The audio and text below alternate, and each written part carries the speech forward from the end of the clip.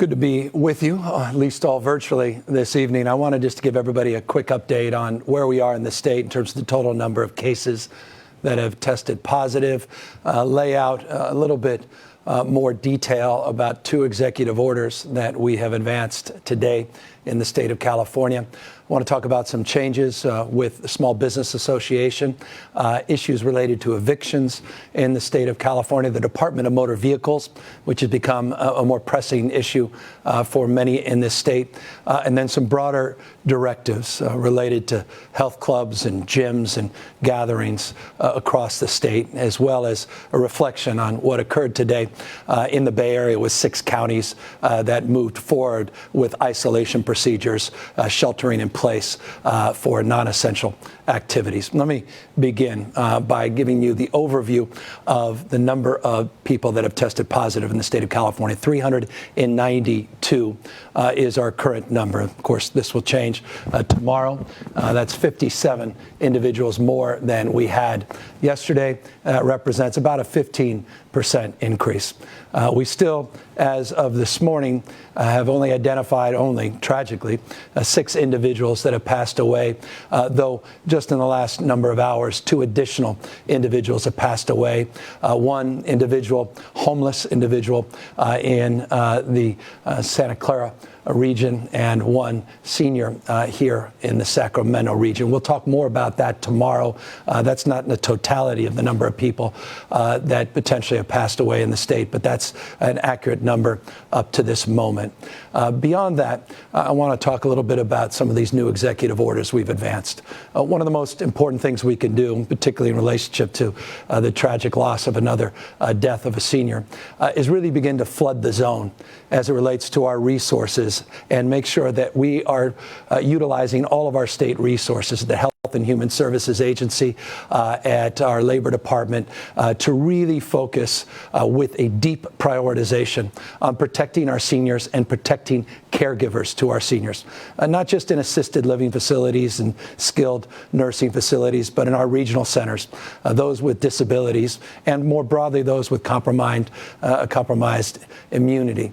We want to make sure that we're doing everything we can to take the vast majority of state resources on the enforcement side of things, as well as the health and safety side, and just begin to reposition them to really focus on those that we're most acutely concerned about as it relates to the issues of COVID-19. So that fundamentally is the purpose of that executive order. It is a significant transfer of assets and a resourceful focus in that space. And the second issue on the executive orders goes to a concern many of us have, both as individuals living in rental properties, those that are in commercial establishments as businesses, concerns around evictions.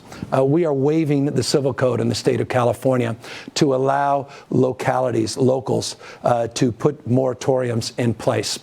By waiving the civil code, we clarify any of the legal ambiguity associated with actions that have already been taken in Los Angeles, in San Jose, and in San Francisco. And we broaden an understanding of the capacity for local government to move in a similar direction, which we encourage over the course of the next days and weeks to protect those that have lost their job, their income's been impacted, clearly have been impacted because of health-related expenses and the like. Renters will still be obliged to pay their rent, but with these moratorium in place at the local level, we hope to relieve the stress and anxiety. That will be in effect through at least May 31st. And full disclosure, we feel that local government is moving quickly enough, will resume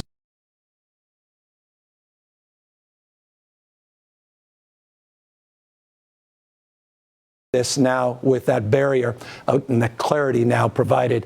We expect to see the same businesses and residences. In addition, we're working with housing authorities, and we're working in the foreclosure space with banks. That's also part of our executive order.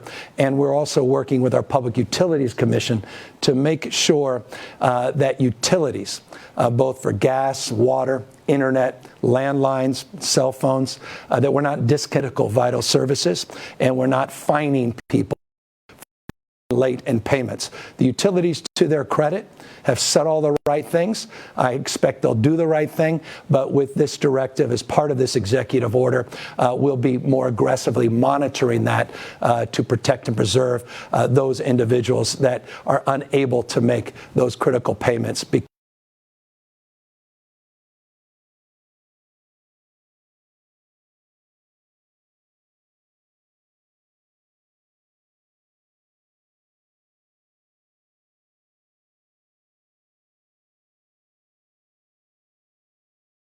Directives that have come out in the Bay Area and the 6 counties around essential, non-essential businesses closing, large and small, all across the state of California. The state was the first to request the Small Business Association for emergency disaster relief under the SBA. We just got approval from the federal government. I want to thank the federal government for that approval. As a consequence of moving fast, we can move now to provide the following. Loans up to businesses, low-interest loans, not only for-profit businesses, but non-profit operations. Those loans have interest rates of 3.75% for-profit business, 2.75% for nonprofits, up to $2 million, and the payback periods are rather generous, 30 years in some cases. I would encourage people that want to learn about those SBA loan opportunities, and I imagine a number of you watching will quickly avail yourself. Obviously, you can go through traditional SBA means, but we also have oesnews.com that also provides that information, OES News, and you can find more information about those applications. So that's a federal NRA with the state of California on this emergency disaster relief through the Small Business Association. But that is very good news to finally get some clarity in that space. Accordingly, we're worried about people that are queuing up at the Department of Motor Vehicles, another space of anxiety for many of us. A number of things we've done to try to reduce the lines at the DMV. Most importantly is take advantage of going online. You can do traditional mail. We have kiosks, 365 throughout the state of California. Avail yourselves to those resources. But for seniors, as we directed yesterday to shelter in space, anyone 65 or over that we've encouraged to shelter in space, particularly 70-year older that have to physically come in for renewal of a license, physically come in legally required to take these knowledge tests in person at the DMV. Obviously, shelter in place and that requirement do not go hand in hand for registration, not just licenses. So we are waiving, effective last night, at least for 60 days. Imagine we can extend that, but for at least 60 days, no enforcement of expired licenses and expired registration in order to relieve some of the anxiety in this space. So that's the directive at the Department of Motor Vehicles. We'll amplify more of that tomorrow in our press conference and answer questions, in addition to some of the eviction procedures and protocols and guidelines as well. Another area of concern, consistent concern, is in the testing space. We have increased by a few hundred the number of tests that we provided just in the last 24 hours in our public labs. Those are the 19 labs that currently are testing, but that clearly is not enough. And so we continue to work with our partners, Quest, that has the San Juan Capistrano lab that's testing up to 1,200 individuals a day. We also have our research institutions, academic institutions, hospitals, Stanford, UC System, City of Hope, that are also providing tests. We're going to go from 4 of those facilities to 7 next week. And we have Quest that's going to go from 1,200 tests to over 5,000 beginning, we believe, next week, plus or minus a day or 2. They'll have 2 additional labs that come online. But we also have the partnership with Verily, which we announced yesterday. And I want to just give you an update on that partnership. We opened that website yesterday at 4 p.m. 174,000 people took a look at that website. 174 people, coincidental, 174 processed the Q&A and applied once they were eligible to get an appointment.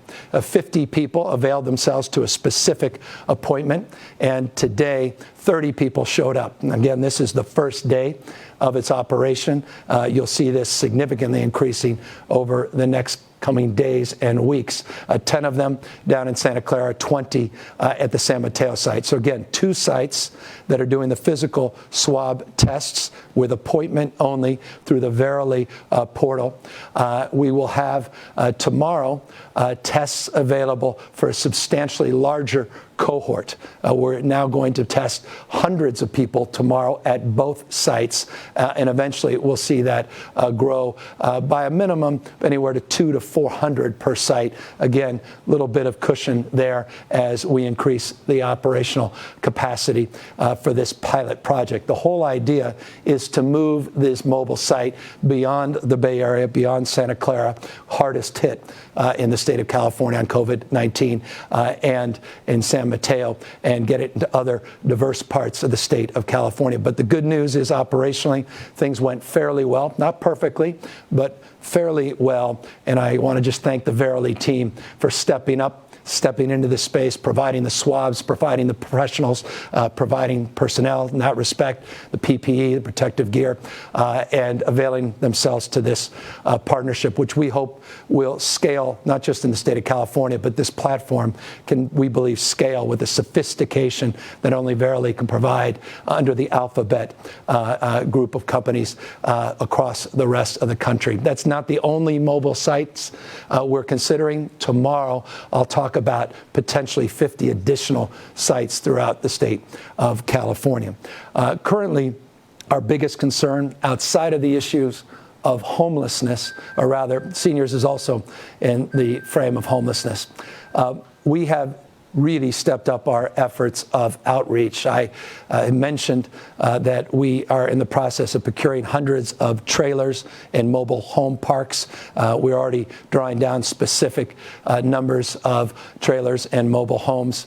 We also have done something, I think, more substantive because it could provide a little bit more of a secure environment, and that's hotels. Just today in the Oakland area, at the Oakland airport, the state of California procured and secured 2 hotel leases, 393 units just today. We're turning those leases, that asset, over to the local jurisdiction to provide prioritization and access for homeless individuals that are in position of real vulnerability as it relates to contracting COVID-19.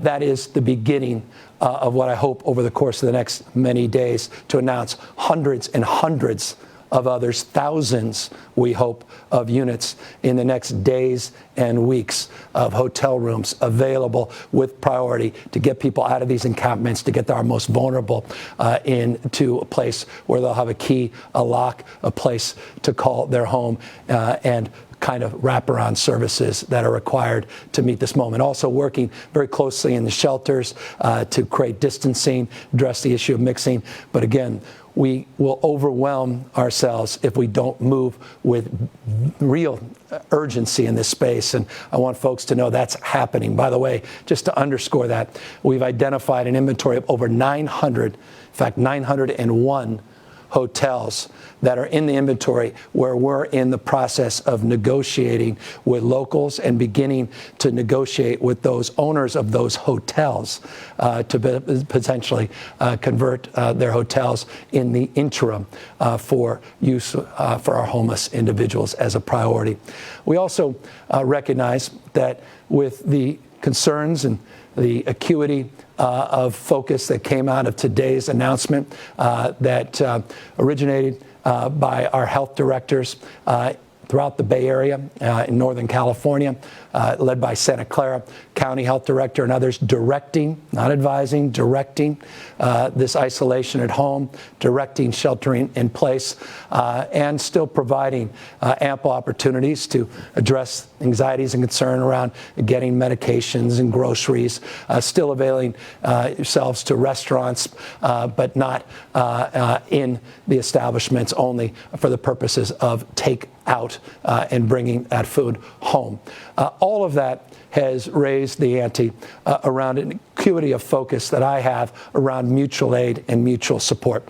No one does it better than the state of California. I say that not to brag and not to demean or to dilute the extraordinary efforts that exist across this country, but to only reinforce and highlight the obvious.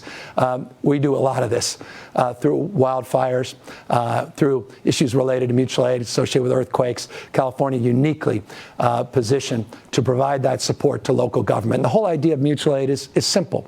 When local jurisdictions are overwhelmed and they can't support the local municipalities, we'll come in and help regionalize that support.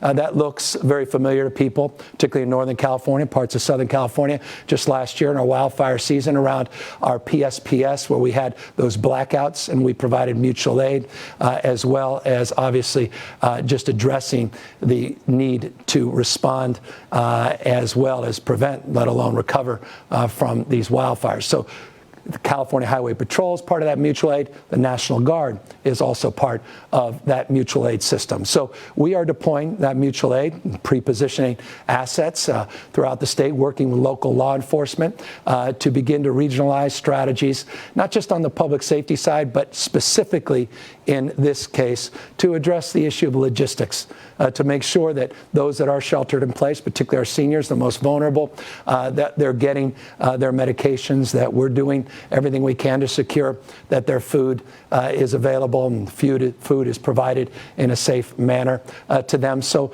it's a logistics operation, humanitarian framework, and our partnerships are well established, and they are now beginning to be deeply advanced throughout the state of California to secure the anxiety of this moment, to meet the moment as it relates to our logistics operation, and to the extent we need to advance our public safety efforts, we will be able to quickly, rapidly and quickly increase those operations as well.